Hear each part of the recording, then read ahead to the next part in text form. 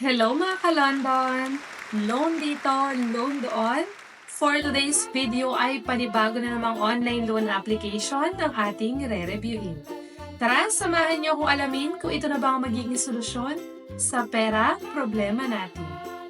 Kung bago ka nga lang pala sa channel na ito ay mag-subscribe ka na at i-click ang notification bell para lagi kang updated sa mga susunod pa nating mga videos. Ngayong araw nga ay panibagong online loan application na naman ang ating re-reviewin. Titingnan natin kung legit ba talaga ito, kung meron bang interes at kung meron nga ay magkano, at kung ito ba ay maaasahan sa oras ng pangangailangan. Marami nang nalokong mga online loan application kaya wag nating hayaang maging isa pa tayo sa mga yon. Kaya tama ang ginagawa mo na nanonood ka ng ganitong klase ng video para at least kung balak mong mag-loan ay magkaroon ka ng idea kung legit pa talaga o hindi ang OLA na balak mong pag-loanan. Dito sa review natin ay tuturuan ko rin kayo ng step-by-step procedures kung paano ba mag-loan at kung magkano na lang ba ang makukuha natin sa amount na ilo-loan natin. At kung desidido ka na nga na mag-loan ngayong araw ay siguraduhin mo lang na i-limit sa 3 hanggang 5 contacts ang nasa phone book ng iyong cellphone para at least kung mag-message man yung mga agent ng OLA ay hindi lahat masenda ng messages yung nasa phone book mo. At kung bago ka nga lang at hindi mo pa na-try mag-loan at nagbabalak pa lang ay manood ka sa mga nakaraan kong mga videos dyan sa aking YouTube channel para at least magkaroon ka ng idea kung ano ba talagang online loan application ang legit at makakatulong sa iyo sa oras ng pangangailangan. At ang OLA na i-review natin ngayong araw ay ang Motorcycle Loan Quick Cash Loan. Ang OLA na ito ay may 4.8 na ratings at kahit nakalagay dito ay motorcycle loan lang siya ay nag-o-offer din siya ng cash loan. Pero syempre bago mo i-download ang application na ito ay hayaan mo munang ako munang mag-try para at least bago nyo i-try ay makasiguro kayo na legit ba talaga ito o hindi. At dito daw ay pwede kang mag-loan ng up to 50,000 pesos. Pero syempre, wag muna tayong umasa at maniwala na makakapag-loan tayo ng 50,000 pesos, lalo na at first time user na lang tayo. So alam naman natin yung mga OLA na yan ay pag first time user ka ay medyo mababa pa lang ibibigay nilang credit limit sa'yo. Kung magkano yan ay aalamin natin.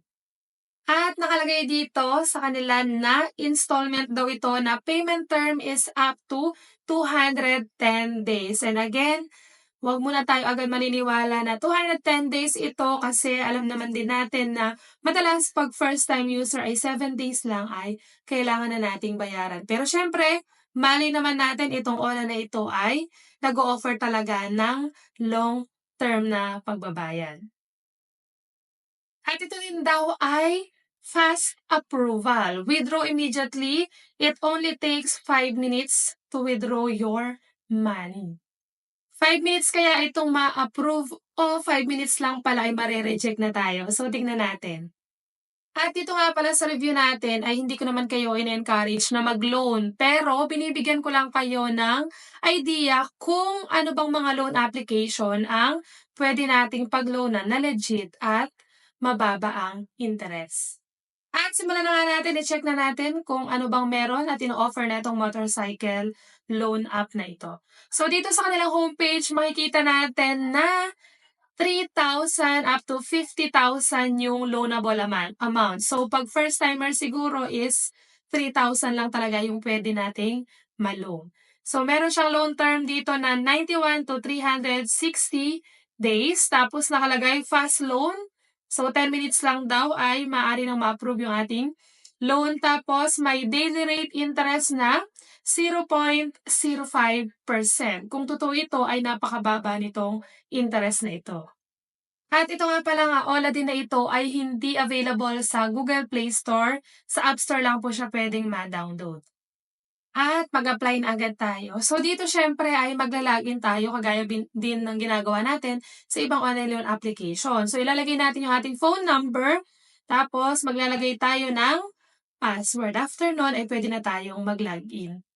At dito ay may tips na nakalagay na please prepare one ID stated below. So, pwede ang UMID, passport, driving license, SSS, PRC, pag-ibig, postal ID, at national ID. At sa number 2 naman nakalagay, please prepare other documents na optional lang naman. So, kasali dyan ang payslip, business card, staff card, employment certificate, work location. So, optional lang tong mga to, pero siguro pag nailagay natin to or nakapag-provide tayo ng ganito ay mas tataas yung chance na ma-approve tayo sa loan natin. So, continue lang natin to. At eto nga yung mga kailangan nating sagutan dito. Basic information, identity authentication, withdrawal method at yung SMILE certification na optional. At dito sa basic information, syempre yung mga kailangan natin sagutan diyan, yung complete name mo, yung marital status, birth date, tapos syempre kasama din diyan kung ilan na yung anak mo, kung saan ka nakatira, yung complete address, at marami pang iba. Dito naman sa identity authentication, yun na yung pipili tayo ng ID, tapos facial recognition tayo. Pagkatapos nun, dito sa withdrawal method, so ilalagay lang natin dito or pipili lang tayo dito kung bank ba or e-wallet. So, nandiyan naman ang GCash kadalasan. So, kung GCash ang gagamitin mo, ilalagay mo lang yung GCash number mo. Tapos, dun sa contact references, dito sa OLA na ito ay kailangan magbigay ng 5 contact references. Siyempre ilalagay mo yung kung kaano-ano mo or your relationship mo dun sa contact reference na inilagay mo. Tapos yung kanyang name, yung complete name niya at phone number. At siguraduhin lang natin 'no, 'pag naglalagay tayo ng contact reference ay alam nila na ginamit mo sila as contact reference. Kasi 'pag hindi ka ma-contact ng OLA na pinag-loanan mo ay siguradong sila yung susunod nilang tatawagan. At dun sa kanilang SMILE certification, yung optional na nakalagay kanina is pwede mo daw ilagay diyan yung iyong NBI clearance, OWA, yung, PhilHealth mo, SSS. So, gusto talaga nilang makasigurado na, legit ka talaga at ikaw talaga yung naglo-loan kaya naglalagay sila ng ganito. At kung siguro makakapaglagay ka, mas tataas nga yung tsansa na ma-approve yung loan application mo dito. At dahil nga ito'y optional lang naman 'no, mas safe na siguro lalo na kung first time user ka na hindi ka muna maglagay kasi alam naman natin 'no, na napakahirap magtiwala sa mga online loan application na ito.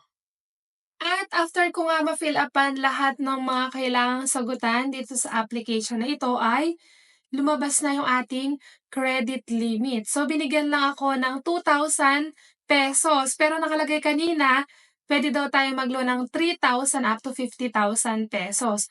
So, yung ₱2,000 na yun ay aalamin natin kung buo ba nating makukuha. At nakalagay dito na loan term is up to 90 days at 6 term daw. So, mahati daw sa 6 ang pagbabayad. So, tingnan nga natin kung totoo ba talaga ito. So, sa first installment, nakalagay dito na kailangan na daw nating magbayad ng ₱1,012. At sa second installment naman is ₱997. At eto nga yung loan details. So, nakalagay dito na loan amount is ₱2,000. Issued amount or yung amount na makukuha lang natin is ₱1,200. So, napakalaki nung mawawala, halos kalahati. Saan mapupunta yung 800? So, mapupunta yung 800 daw sa service fee. At ano-ano yung mga service fee na yon na nakapasok dun sa ₱800 na ikakaltas nila. So, meron sila ditong accounting management or account management fees na ₱450 at credit assessment fees na ₱350. So, yung 800 ay mapupunta dito sa dalawang fees na sinisingil nila. At ayun nga yung, kabuuan nung loan details dito sa review natin na yung loan na ilo-loan natin na ₱2,000 ay makukuha lang natin is ₱1,200. So, dahil medyo bago or bago-bago pa lang talaga itong online loan application na ito, ay chineck din natin yung mga reviews ng mga naka-try ng mag-loan dito sa OLA na ito. At eto na nga yung mga reviews. Sabi dito, "Thank you. It is indeed an emergency loan app that everyone needs and had low interest rate. Highly recommended, guys." So, naging maganda daw yung kanyang experience 'no.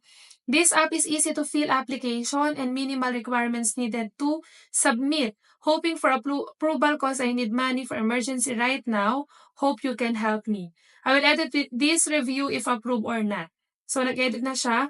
I thought this loan app will help me just like the other always rejected after submitting all your info. So na-disappoint 'tong isa kasi nga hindi siya na-approve. And eto namang isa, easy and convenient loan app, helpful and reliable, hopefully to be passed. So waiting pa siya sa kanya kung ma-approve siya. And nakalagay naman dito sa isang review pa, easy interface in giving information, hopefully to be passed. So dito naman, I didn't expected that after all the convince of credit amount of for borrow money, when I confirm my application not approved. So, iba-iba rin 'no yung naging, experience nung mga nakapag-loan na dito sa online loan application na ito. May positive at may mga negative din. So, nasa sa inyo pa rin po ang desisyon kung itutuloy niyo pa ba yung paglo-loan sa online na ito. Kung, kailangang-kailangan mo talaga ng pera, ikaw na ang mag-decide kung go-go mo pa rin ito. At dito na nga nagtatapos ang ating review ngayong araw. Hanggang sa muling mga ka-London. Ba-bye!